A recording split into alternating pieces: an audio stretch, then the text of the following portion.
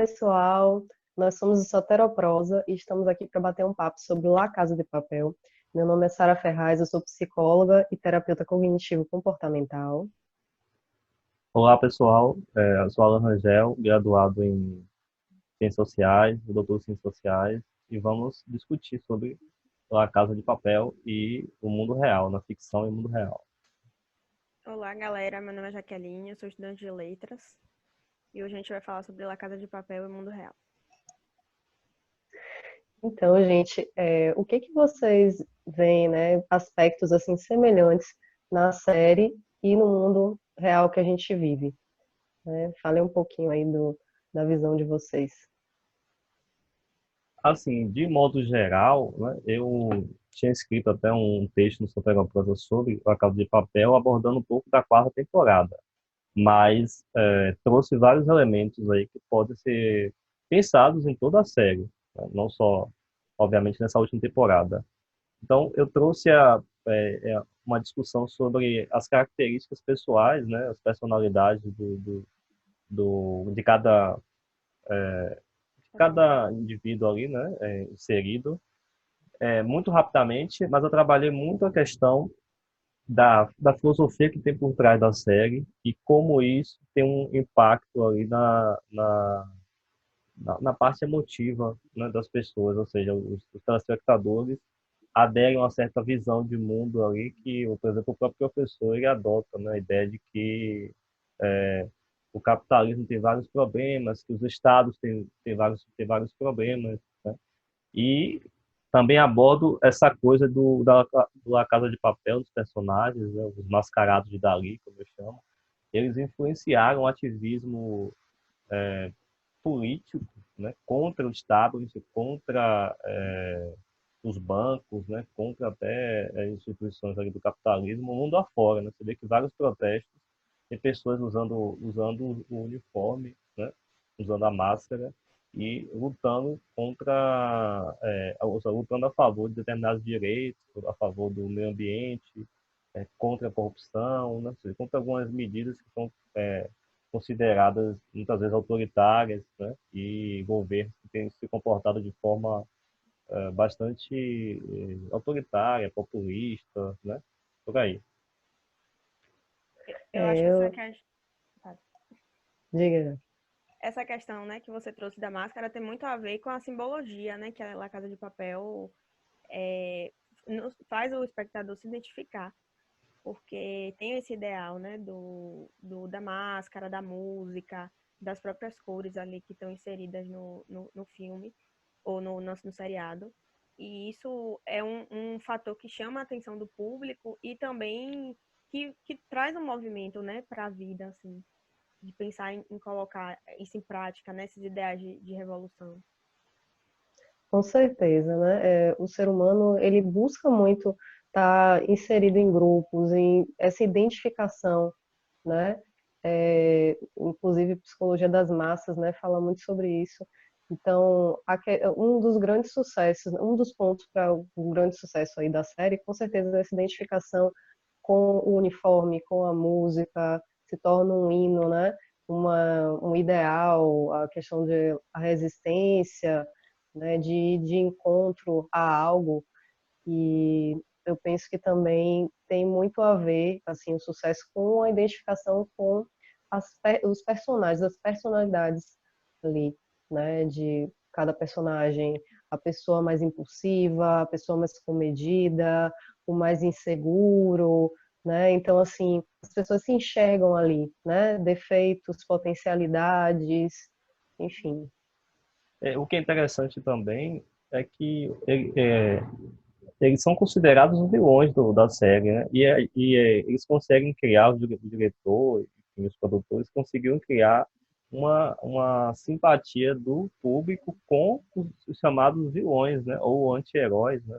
Depende de como você avalia os protagonistas. Ou seja, muitas vezes considerado até uma certa inversão de valores, porque eles estão agindo de forma ilegal, eles estão agindo de forma imoral, mas existe uma construção ali dos personagens que vai pela questão psicológica, emocional, vai também pela questão de filosofia contra o establishment, contra esse modo de operar do capitalismo e todas as contradições envolvidas, né? Como, por exemplo, bancos que são favorecidos. Então, assim, há uma construção ali de identidade, né, de afinidade, como você falou, com a história dos personagens. Né? Então, os personagens são vilões, mas não são vilões porque caíram do céu, ou melhor, não são vilões porque são maus ou caíram do céu. Né? Eles têm uma genealogia ali, digamos assim, com um substrato moral, com um substrato cultural, histórico. Né? Você tem toda uma... Eu acho que, assim, no início, você enxerga, né, simplesmente, é o grupo de assaltantes.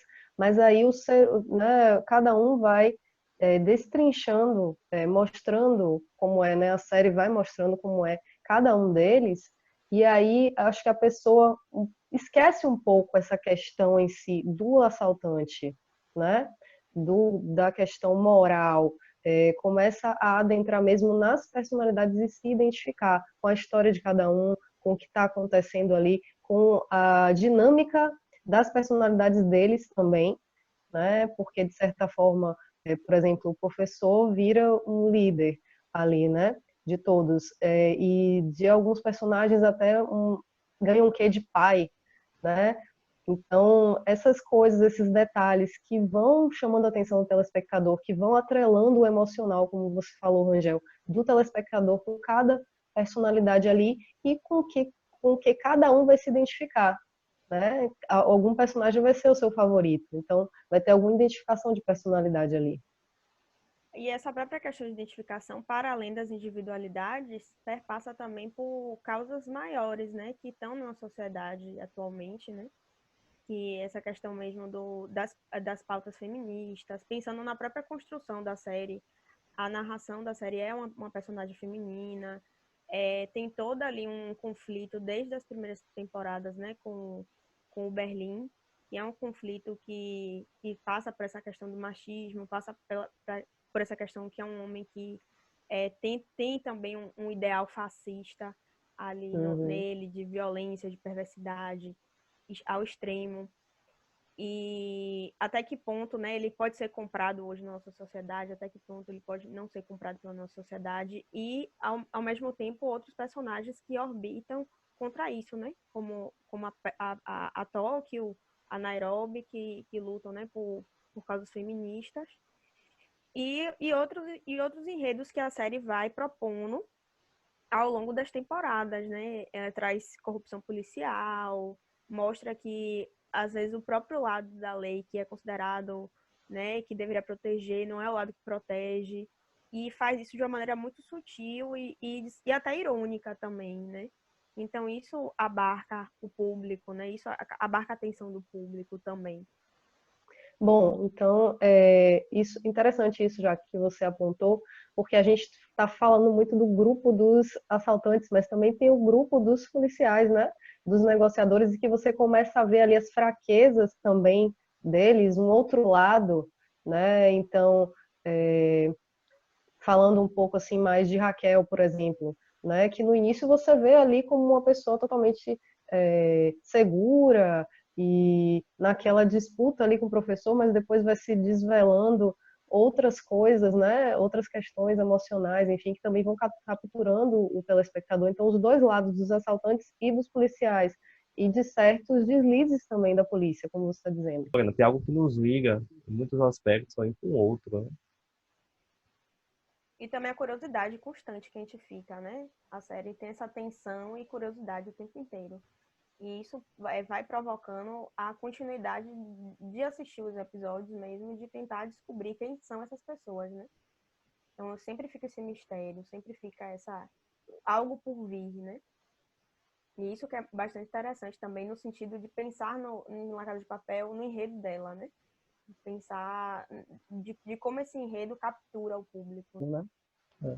E acho que também essa coisa do professor, né? A gente gosta muito do professor. O professor é o grande cérebro, o cara que arquiteta as coisas, né? Outra coisa, acho que é uma filosofia bem interessante, que é que o professor, uma coisa que me chama muita atenção nele é a ideia de que ele consegue prever as instabilidades humanas. É como se ele soubesse um pouco da natureza humana, porque ele sabe que um personagem é instável, que ele pode fazer alguma coisa impulsiva, então ele já tem um plano baseado na impulsividade daquele personagem. Ou, quer dizer, ele tem ele enxerga uma certa instabilidade da natureza humana, porque por mais que ele tenha um plano super racional, super construído, com meio e fim, ele tem vários planos ao longo desse plano geral, que é a finalidade, por exemplo, é conseguir assaltar o banco, mas ele sabe que no meio do caminho vários acasos, vários imprevistos podem acontecer baseado justamente nas instabilidades dos personagens. Ou ele está prevendo alguns acasos.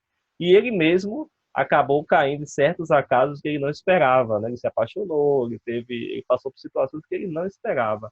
Mas mesmo assim, como um super cérebro, né? Talvez um pouco muito exagerado, né? Nele, né? No personagem, a ideia de conseguir dar conta de todas as imprevisibilidades. Eu acho que essa questão, né, do professor é muito interessante porque ele aparenta toda essa. Ele não é frio, como Berlim, ele aparenta toda essa razão, né? Essa questão da razão e de ser meticuloso. Ele é Racionalidade. meticuloso, claro, né? Muito meticuloso. Mas aí mostra esse outro lado dele. Eu acho que isso é muito legal da série. E outra coisa, ele prevê coisas que, assim, prevê, né, mais ou menos, coisas que irão acontecer de acordo com cada personalidade. E também ele utiliza, né, as potencialidades de cada personagem. Então, tem coisas, por exemplo, Tóquio ser impulsiva. Então, ele utiliza Tóquio para certas coisas que vão necessitar impulsividade, né? E Berlim, coisas que vão necessitar frieza, né? Sim. Ele usa os defeitos, acabam sendo qualidades também, né? Depende do ponto de vista. Ele usa como uma potência, né? E algo para a gente pensar na gente também, nisso de o que nossos defeitos podem ser potências para coisas boas, né? O que a gente considera defeito. Era a Com única, agora, certeza. uma crítica que eu tenho só, que eu até comentei com vocês, isso é a ideia do esse excesso emocional. Eu acho que a série, na minha visão, né? Eu acho que ele coloca os imprevistos muito ali naquela coisa do emocional. E é isso que às vezes eu fico com muita raiva, porque existe outro tipo de imprevisto, né? Mas eles focam muito nessa questão do imprevisto emocional, ou seja, dos próprios personagens, né? Possibilidade dos personagens. Eu acho que exatamente, Angel, é isso que vai capturar espectadores diferentes, porque tem pessoas que vão gostar muito mais da investigação e da parte policial, tem pessoas que vão gostar mais dessa parte novelesca, ou da impulsividade, ou da frieza, ou da insegurança. Enfim, acho que isso prende muito vários tipos de espectadores. Então, vai dizer muito também de quem é essa pessoa que está assistindo, né? Com o que que ela está se identificando, do que ela vai gostar, do que ela vai sentir raiva. Eu acho isso incrível. Então, gente, vamos finalizando aqui nosso vídeo, né? Não esqueçam de não esqueçam de ativar o sininho, né? Não esqueçam de compartilhar. Acessem também o site soteroprosa.com e é isso. Até a próxima. Tchau, tchau.